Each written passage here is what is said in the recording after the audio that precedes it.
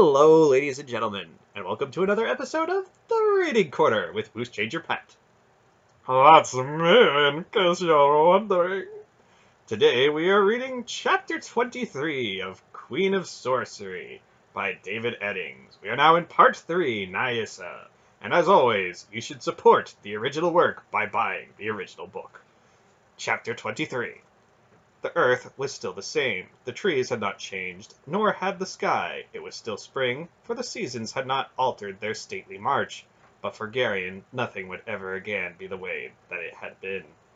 They rode down through the wood of the Dryads to the banks of the river of the woods which marked the southern boundary of Tolnedra, and from time to time as they rode he caught strange glances from his friends. The looks were speculative, thoughtful, and Dernick, good solid Dernick, behaved as if he were almost afraid. Aunt Paul seemed unchanged, unconcerned. "Don't worry about it, Belgarion," her voice murmured in his mind. "Don't call me that," he replied with an irritated thought. "It's your name," the silent voice said. "You might as well get used to it." "Leave me alone." And then the sense of her presence in his mind was gone. It took them several days to reach the sea. The weather remained intermittently cloudy, though it did not rain. A stiff onshore breeze was blowing when they rowed out onto the wide beach at the mouth of the river. The surf boomed against the sand, and whitecaps flecked the top of the waves. Out beyond the surf, a lean black Cherrick war-boat swung at anchor, the air above her alive with screeching gulls. Beric pulled his horse in and shaded his eyes. She looks familiar, he rumbled, peering intently at the narrow ship. Hedda shrugged. They all look the same to me.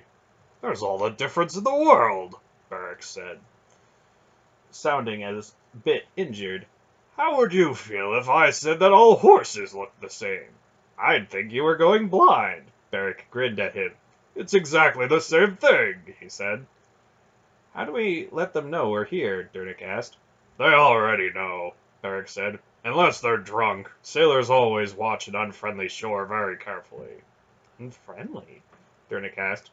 Every shore is unfriendly when a Cherrick warboat comes in sight, Beric answered. It's some kind of superstition, I think. The ship came about and her anchor was raised. Her oars came out like long spidery legs, and she seemed to walk through the froth-tipped combers toward the mouth of the river. Beric led the way toward the river bank, then rowed along the broad flow until he found a spot deep enough so that the ship could be moored next to the shore. The fur-clad sailors who threw Beric a mooring line looked familiar, and the first one who leapt across to the river bank was Greldick, Beric's old friend. "You're a long way south," Beric said, as if they had only just parted. Greldick shrugged. "I heard you needed a ship. I wasn't doing anything, so I'd come down and see what you were up to." "Did you talk to my cousin, Grinnig?" "No. We had a run down from Kotu to the harbor at Tall Horb for some Drasnian merchants. I ran into Elteg. You remember him, Blackbeard, only one eye." Beric nodded. "He told me that Grinnig was paying him to meet you here. I remembered that you and Elteg didn't get along very well, so I offered to come down instead." "And he agreed?" "No," Greldick replied, pulling at his beard. "As a matter of fact, he told me to mind my own business." "I'm not surprised," Beric said. "Elteg was always greedy, and Grinnig probably offered him a lot of money." "More than likely," Greldick grinned. "Elteg didn't say how much, though." "How did you persuade him to change his mind?" "He had some trouble with his ship," Greldick said with a straight face. "What kind of trouble?" "It seems that one night, after he and his crew were all drunk, some scoundrel slipped aboard and chopped down his mast." "What's the world coming to?" Beric asked, shaking his head. "My thoughts exactly," Greldick agreed. "How did he take it?" "Not very well, I'm afraid," Greldick said sadly. "When we rowed out of the harbor, he sounded as if he was inventing profanities on the spot. You could hear him for quite some distance."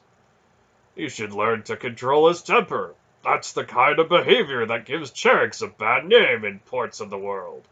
Greldick nodded soberly and turned to Aunt Paul. "My lady," he said with a polite bow, "my ship is at your disposal." Captain, she asked, acknowledging his bow. How long will it take you to get us to this door? Depends on the weather, he answered, squinting at the sky. Probably 10 days at most. We picked up fodder for your horses on the way here, but we'll have to stop for water from time to time. We'd better get going then, she said. It took a bit of persuading to get the horses aboard the ship, but Hanadar managed it without too much difficulty. Then they pushed away from the bank, crossed the bar at the mouth of the river, and reached the open sea. The crew raised the sails, and they quartered the wind down along the gray-green coastline of Nyissa. Garion went forward to his customary place in the bow of the ship, and sat there, staring bleakly out at the tossing sea. The image of the burning man back in the forest filled his mind. There was a firm step behind him and a faint familiar fragrance. "Do you want to talk about it?" Aunt Paul asked. What's there to talk about? "Many things," she told him. "You knew I could do that kind of thing, didn't you?" "I suspected it," she said, sitting down beside him. "There were several hints. One can never be sure, though, until it's used for the first time.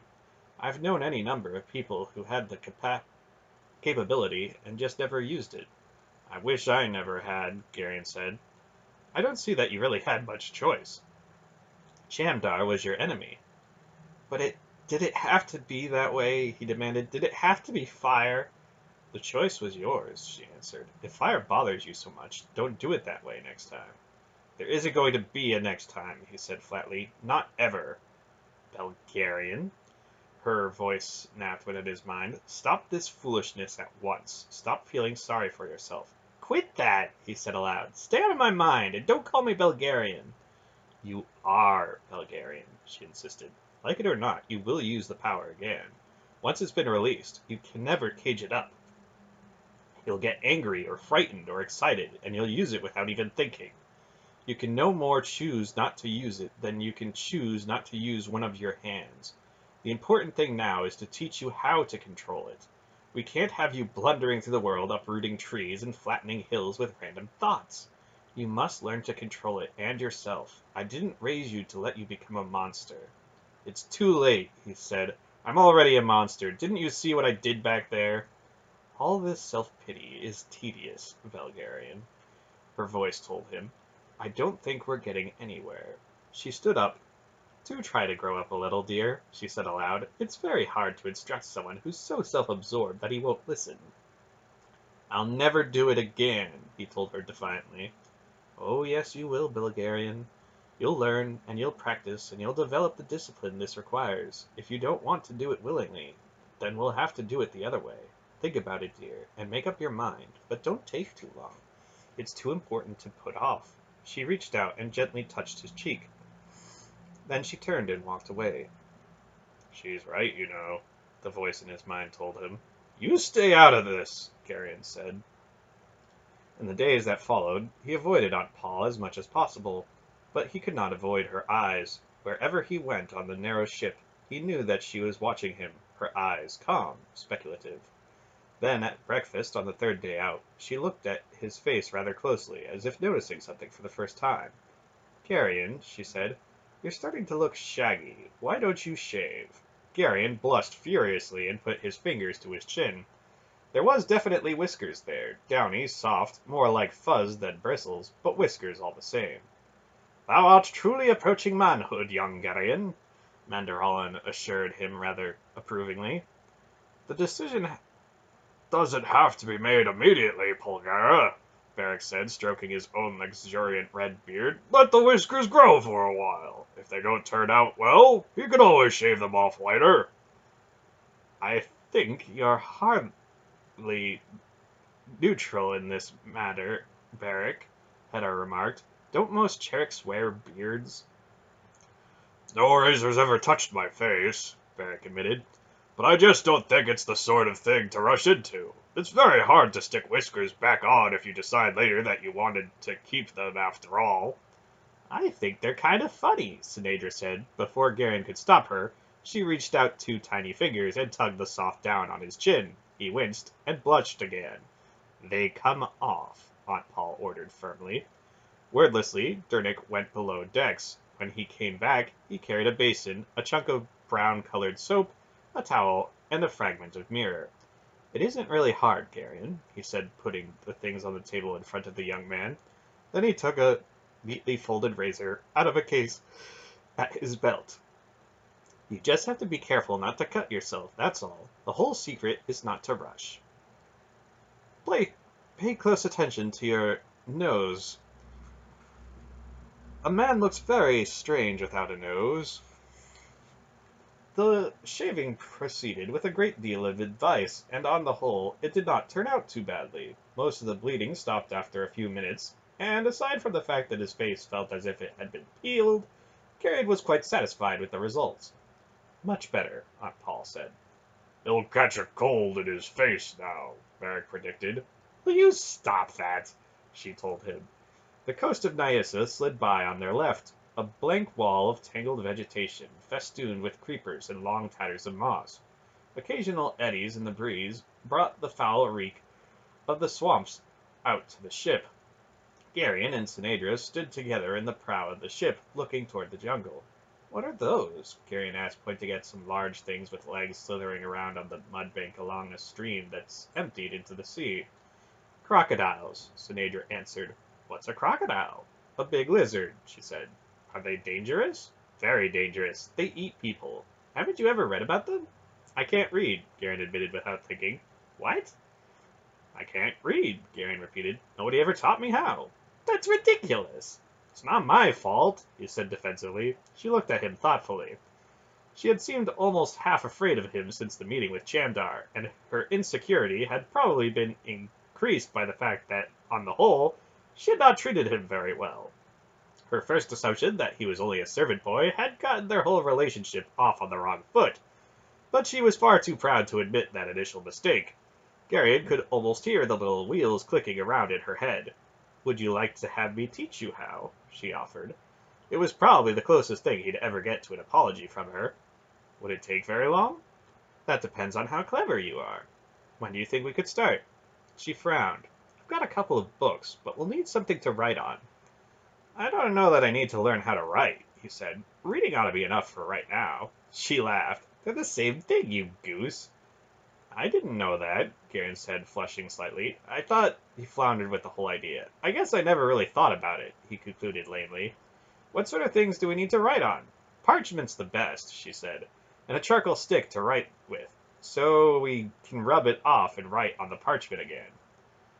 "I'll go talk to Dernick," he decided. "He'll be able to think of something."